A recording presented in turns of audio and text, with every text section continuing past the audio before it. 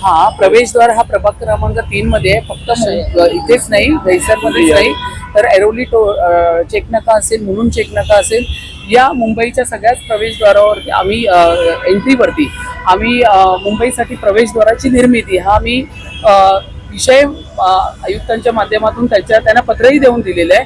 तर मुंबईचे जेवढे प्रवेशद्वार एंट्री आहे त्या ठिकाणी प्रवेशद्वार विथ टावर क्लॉक अशा पद्धतीची सुंदर संकल्पना ही आमच्या सर्वांची आहे. मुंबईचं जागतिक स्तरावर एक वेगळंच महत्त्व आहे. एक गौरवशाली मुंबई म्हणून बघितलं जातं आणि तिच्या सौंदर्यामध्ये भर पडण्यासाठी ही आमची संकल्पना आम्ही या ठिकाणी त्यासाठी व्हिजिटला आलेलो आहोत. आता आपल्या सर्व ठिकाणी स्थानिकांनी संवाद साधला. इथे वाहतुकीचं मोठ्या प्रमाणात प्रश्न आहे, वाहतूक कोंडी इथे मोठ्या प्रमाणात होते. पीक आवर्समध्ये सुद्धा इथे जे अवजड वाहने आहेत ते सुद्धा इथे फिरताना दिसतात. त्यावरती आपण कसं काम करतो? नाही, मुंबई फक्त दहिसर नाही, मी म्हणेल अख्ख्या मुंबईमध्ये वाहतुकीची समस्या आहे, याची आम्हाला सर्वांना पूर्ण जाणीव आहे.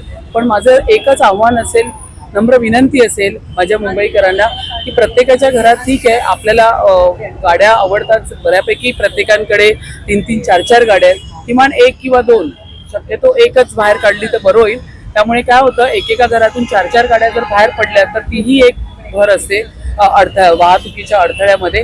तर हेही मुंबईकरांकडनं थोडा हा आम्हाला प्रतिसाद मिळाला पाहिजे. आणि त्याशिवाय देवेंद्रजींच्या ह्याच्यामध्ये कामामध्ये या ठिकाणी मेट्रो इन्फ्रामॅन म्हणून त्यांना ओळखलं जातं. मेट्रोची जोरदार कनेक्टिव्हिटी या ठिकाणी यासाठीच चालू आहे की तुम्ही मेट्रोने सुद्धा प्रवास करा.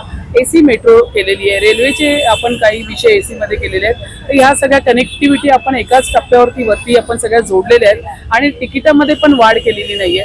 अशा पद्धतीचं महायुतीचं, देवाभाऊंचं, आदरणीय शिंदे साहेबांचं आणि आम्ही सगळे महायुतीचे नगरसेवक या ठिकाणी काम करतोय.